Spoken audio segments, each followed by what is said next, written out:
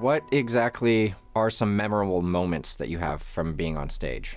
Oh, I've had some pretty amazing experiences, done some cool recording sessions with some kind of heavy-duty players. Played a few gigs with the rock band Yes, that was a trip. Nice. That was pretty amazing because I'd been listening to those guys a lot. That's one of the things about music, when you get a chance to play with some people that you've been listening to for a long time, and it's pretty impactful because you finally get your hands on that music and you get to experience what it's like to be in a group like that. Mm-hmm. Done some pretty amazing recording sessions, just sitting by world-class players. Doing some sessions with Al Vizzuti, 17, 18 hours in a row, and the guy doesn't miss a note. It's like, well, there you go. That puts things into perspective. He's in a class amongst himself. And so sitting next to people like that, guys like Charlie Butler, who played for years and years with Seattle Symphony, being able to interact with players like that is really something that's been impactful for me because you understand what it's taken these people to get to that level of playing, and it's inspiring for you. It means get in the shed, work, practice, work harder, don't stop improving. That's what interactions with people like that do for you. Mm-hmm. So let me ask you, you said he doesn't miss a note. So are there a lot of gigs that you go to where you have written scores, or are you improvising a lot? It varies from gig to gig, obviously. But if you're on a motion picture soundtrack recording, it's 70 people there that most likely not all of you have played together before, and the music shows up on the stand minutes before you play. So yeah, you have to be able to set read and you have to be able to play accurately because 70 people are being paid to play the notes right the first time. Mm-hmm. So yeah, there certainly is that level. But if we're talking about people like Al, when there's a level of difficulty on this music, first trumpet solos are really something else. He's a guy that can just knock it out first time, every time. It's fun to see. Nice.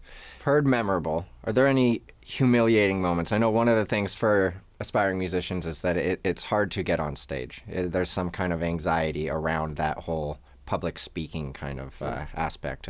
So is there anything that just was extremely embarrassing for you that just you can laugh at now? If you haven't had an experience like that musically, you're probably not experiencing enough music. Because if you're not putting yourself in places where you're the weakest link or where you're not being pushed, then you're not really moving forward, I've been on a ton of jam sessions where you show up and then somebody calls a tune and you don't really know it that well. And quite frankly, you get your butt kicked. But then you don't go home and lick your wounds. You go home and you learn the tune that you've folded on, and you come back and you play that tune like you know it, So yeah, everybody's had those experiences, especially on jam sessions, where you get your butt kicked and then you take care of business and you come back and you play your best the next time. So. Yeah, that actually reminds me of one that I hadn't thought about for a while, but I got called like 4 days before a gig to play 2.5 hours worth of tunes that I'd never played before. None of them. Never played a single one. And during one of the ones, it drops out and the drums are supposed to keep going and just driving, and then everybody comes back in.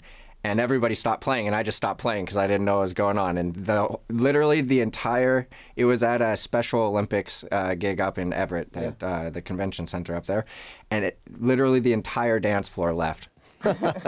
Well, you were probably prepared enough for the gig, but maybe just didn't know enough about the gig. Yes. Musically prepared, but maybe not enough to know the inner workings of how that is, and where it's just like rule number one: the drummer never stops, right? Yes. So who knows?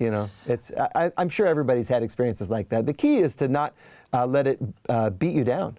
There's tons of stuff in life that is out there can beat you down, but you can't let those negative interactions and experiences in music in particular stop you from moving forward.